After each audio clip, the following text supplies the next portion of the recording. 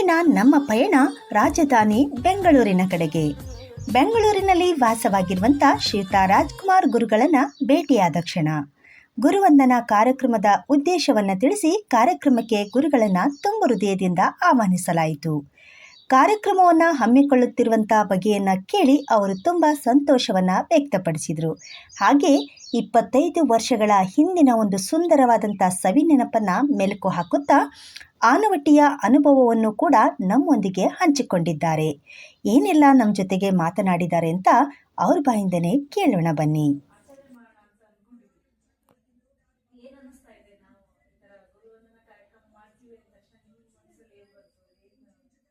ತುಂಬ ಸಂತೋಷ. ನಮ್ಮ ವಿದ್ಯಾರ್ಥಿಗಳು ಈ ಕಾರ್ಯಕ್ರಮ ಮಾಡ್ತಾರೆ ಅಂತ ನಮ್ಗೆ ಬೇರೆ ಬೇರೆ ಕಡೆಯಿಂದ ಬಂದ ವಿಷಯ.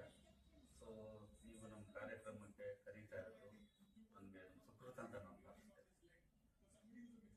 ತೀರಾ ಇತ್ತೀಚಿನ ದಿನಗಳನ್ನು ಗಮನಿಸಿದಾಗೆ ಗುರುಗಳು ಮತ್ತು ವಿದ್ಯಾರ್ಥಿಗಳ ನಡುವೆ ಅಷ್ಟೊಂದು ಅನ್ಯೋನ್ಯ ಬಾಂಧವ್ಯ ಕಾಣಿಸ್ತಾ ಇದೆ.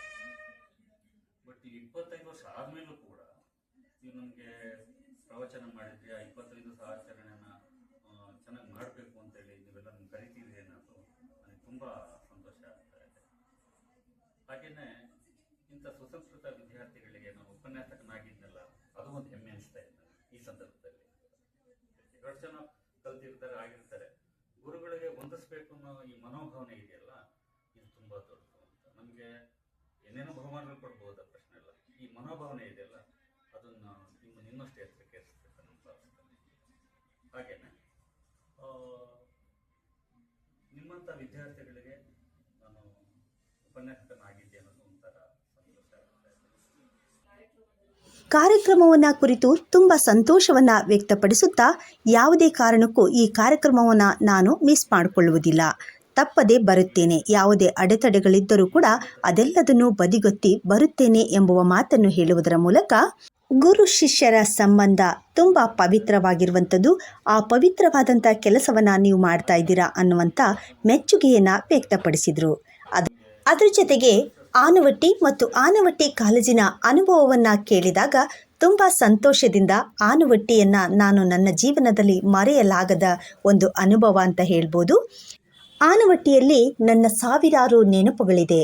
ಆನವಟ್ಟಿ ಎಂಬುವುದು ನನ್ನ ಮೊದಲನೆಯ ವೃತ್ತಿ ಆರಂಭದ ಸ್ಥಳ ಆಗಿದೆ.